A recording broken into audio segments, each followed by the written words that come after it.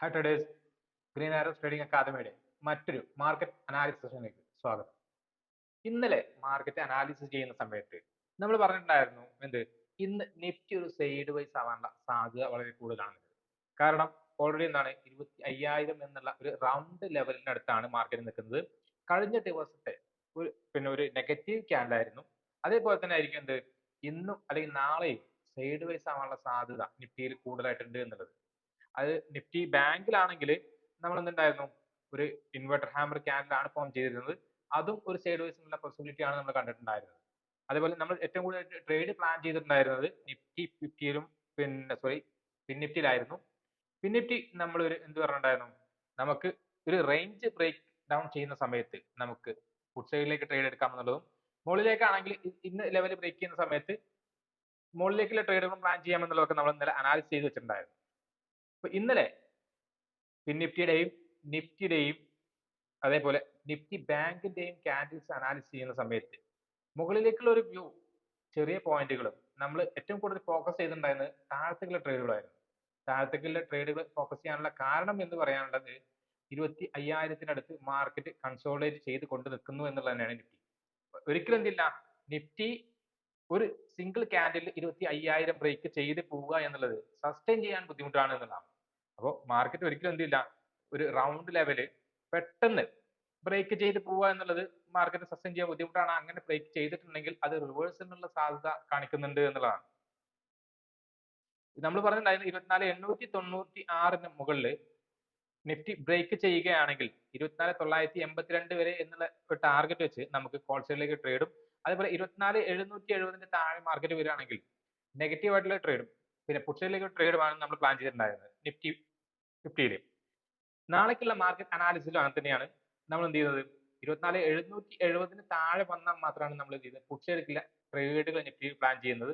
Majority 24,896 അല്ലെങ്കിൽ ഈ level 24,952-നും 24,800-നും ഇടക്ക് നിഫ്റ്റി ഓപ്പൺ ചെയ്ത് കഴിഞ്ഞാൽ ഒരു സൈഡ് വൈസ് മാർക്കറ്റിനുള്ള പോസിബിലിറ്റി നിഫ്റ്റിയിൽ നാളേക്കും കാണിക്കുന്നുണ്ട്. എന്റെ നിഗമനം അനുസരിച്ചാണെങ്കിൽ മാർക്കറ്റ് എന്ത് ചെയ്യും, ഒരു ഫ്ലാറ്റ് ഓപ്പണിംഗ് ആണെങ്കിൽ 24,770 താഴെ വരാതെ നമ്മൾ എന്ത് ചെയ്യുന്നില്ല, നിഫ്റ്റി ഫിഫ്റ്റിയിൽ ട്രേഡുകളൊന്നും പ്ലാൻ ചെയ്യുന്നില്ല. അതേപോലെ 25,000-ന്റെ മുകളിൽ ഒരു 4-5 ക്യാൻഡിലെങ്കിലും സസ്റ്റെയിൻ ചെയ്യുകയാണെങ്കിൽ മാത്രമേ എന്ത് ചെയ്യുന്നുള്ളൂ, കോൾ സൈഡിലേക്കുള്ള ട്രേഡുകൾ പ്ലാൻ ചെയ്യുന്നുള്ളൂ. ഉച്ചയ്ക്ക് ശേഷമാണ് മാർക്കറ്റ് 25,000-ന് മുകളിൽ വരുന്നത്, അതിന് മുകളിൽ സസ്റ്റെയിൻ ചെയ്യുന്നത് എന്നുണ്ടെങ്കിൽ ധൈര്യമായിട്ട് കോൾ സൈഡിലേക്കുള്ള ട്രേഡുകൾ പ്ലാൻ ചെയ്യാൻ പറ്റും. നിങ്ങളുടെ റിസ്ക് റിവാർഡ് നിങ്ങൾ പ്രോപ്പറായിട്ട് മെയിൻറ്റെയിൻ ചെയ്യുക എന്നുള്ളതാണ്. അതേപോലെ ഈ 51,500 എന്ന ലെവലിലാണ് എന്ത് ചെയ്തത്, നിഫ്റ്റി ബാങ്ക് ക്ലോസ് ചെയ്തിട്ടുള്ളത്. 51,426 എന്നുള്ള ലെവലിലേക്കാണ് മാർക്കറ്റ് നിൽക്കുന്നത്. നിഫ്റ്റി ബാങ്കിന്റെ കേസിലാണെങ്കിലും 51,785 അല്ലെങ്കിൽ 800-ന്റെ ഇടയിലൊന്നും മാർക്കറ്റ് ഓപ്പൺ ചെയ്ത് കഴിഞ്ഞാൽ കോൾ സൈഡിൽ ട്രേഡുകൾ പ്ലാൻ ചെയ്യേണ്ട ആവശ്യമില്ല. ഈ ഒരു ഏരിയ മാർക്കറ്റിൽ എന്ത് ചെയ്യണ്ട, നമ്മൾ സൈഡ് വൈസ് എന്നുള്ള വ്യൂ തന്നെ കാണാൻ പറ്റുന്ന മാർക്കറ്റിനെ ഓപ്പൺ ചെയ്ത് ഡൗൺ സൈഡ് ഫോളോ ചെയ്യുകയാണെങ്കിൽ ഒരു പുൾ ബാക്കിന് ശേഷം എന്ത് ചെയ്യാം, ഒരു പ്രോപ്പർ പുൾ ബാക്കിന് ശേഷം നമുക്ക് ഡൗൺ സൈഡിലെ ട്രേഡുകൾ പ്ലാൻ ചെയ്യാൻ പറ്റും. അപ്പോൾ ഇന്നത്തെ ലോ ബ്രേക്ക് ചെയ്യുന്ന സമയത്ത് നമുക്ക് എന്ത് ചെയ്യാൻ പറ്റും, ട്രേഡ് എൻ്റർ ചെയ്യാം. 51,000 എന്നുള്ള ഒരു റൗണ്ട് ലെവലാണ്. 51,050 വരേക്ക് മാർക്കറ്റ് നമുക്ക് ചെയ്യാം ഫസ്റ്റ് ടാർഗറ്റ് വെക്കാം. അത് കഴിഞ്ഞ 50,861 എന്നുള്ള ലെവൽ അല്ലെങ്കിൽ 50,600 50,500 എന്ന ലെവലൊക്കെ എന്ത് ചെയ്യാം ടാർഗറ്റ് ചെയ്യാൻ പറ്റുന്നതാണ് നിഫ്റ്റി ബാങ്കിൽ. മുകളിലേക്ക് ട്രേഡുകൾ 52,000-ന് മുകളിൽ വന്നാൽ മാത്രം, അല്ലെങ്കിൽ കുറച്ചധികം ക്യാൻഡിൽസ് കൺസോളിഡേറ്റ് ചെയ്ത് കയറി പോവുകയാണെങ്കിൽ മാത്രം എന്ത് ചെയ്യാം, കോൾ സൈഡിലേക്ക് ട്രേഡുകൾ പ്ലാൻ ചെയ്യാം.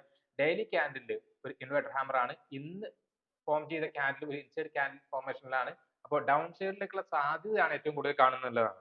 അതേപോലെ നമ്മൾ പറഞ്ഞിട്ടുണ്ടായിരുന്നത് പിൻ നിഫ്റ്റിയിലായിരുന്നു. പിൻ നിഫ്റ്റിയിൽ നമ്മൾ ഒരു ട്രെൻഡ് ലൈൻ ഫോം ചെയ്തിട്ടുണ്ടായിരുന്നു. അതിന്റെ മുകളിൽ 23,400-ന്റെ മുകളിൽ പോകുന്ന സമയത്ത് കോൾ സൈഡിലേക്ക് എൻട്രികൾ പ്ലാൻ ചെയ്തിട്ടുണ്ടായിരുന്നു. ഫസ്റ്റ് ടാർഗറ്റ് 23,473 ആയിരുന്നു. അത് കഴിഞ്ഞിട്ട് 23,618 ആയിരുന്നു. പക്ഷേ മാർക്കറ്റ് എന്ത് ചെയ്തു, 23,589 വരേക്ക് ഒരു സ്റ്റീപ്പ് ആയിട്ടുള്ള ഒരു മൊമെന്റ് തന്നെ തന്നിട്ടുണ്ടായിരുന്നു. അത്യാവശ്യം നല്ലൊരു മൊമെന്റ് ആയിരുന്നു തന്നത്. രാവിലെ തൊട്ട് 3 മണി വരേക്ക് മാർക്കറ്റ് ഈ ഒരു മൊമെന്റം തന്നിട്ടുണ്ടായിരുന്നു.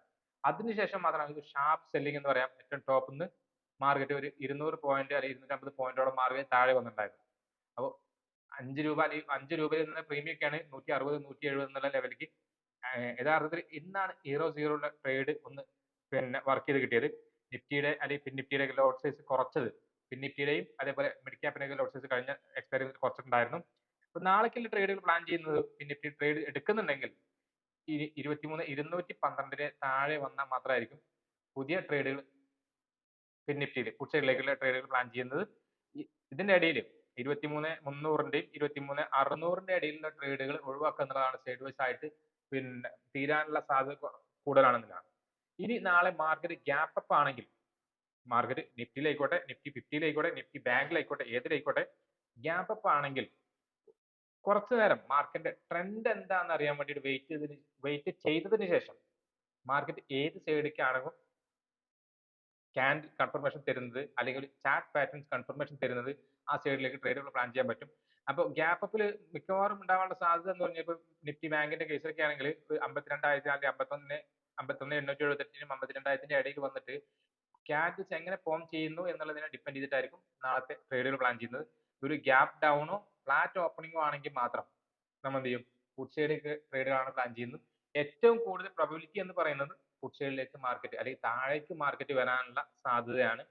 അപ്പോൾ ഇന്നത്തെ അനാലിസിസ് നിങ്ങൾക്ക് ഉപകാരപ്പെട്ടു എന്ന് വിചാരിക്കുന്നുണ്ട്.